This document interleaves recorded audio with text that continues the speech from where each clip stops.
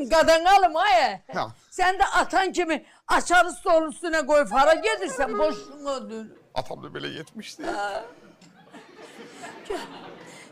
Söhbət açıldı.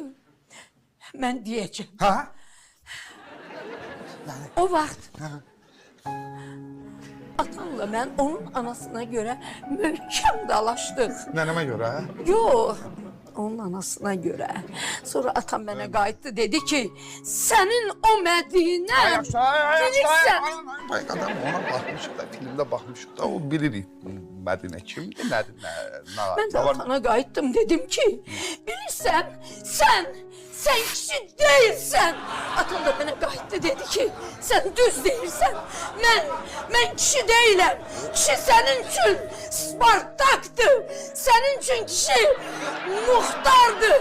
Sənin üçün kişi... Ayaq, bir dəqiqə dayanır. Ola bilər də, atam da əsabı olub deyir ki, sənin üçün kişi bazardakı qəssablar insan da əsabı olub. Sən də biraz güzəşdirlər də. Sıxmısan kişidə də günah var. Belə ailət havasında heç vaxt adam anasının tərəfini tutmur. Bax ana, 50 dəfə söz-söhbət olursa sənin haqqında 51 dəfə mən səni satmışam. Ay ana, yox, heç sən deyə bilərsən, ay nankör evlat, niyə? Qoydu, çünki sən mənim canımsan, sən mənim ürəyimsən, aldığım nəfəs, sən mənim anamsan, kim var anadan əziz bu dünyada?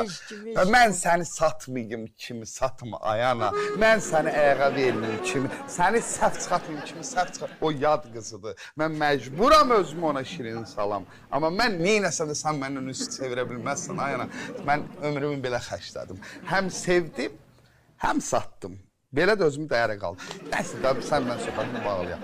Vaxt ikisidir. Şeydim, mən nətər eləyim bu Mətişlə, bu ev məsələsini, evdən çıxmayayım. Mən nə məsələ görürsən,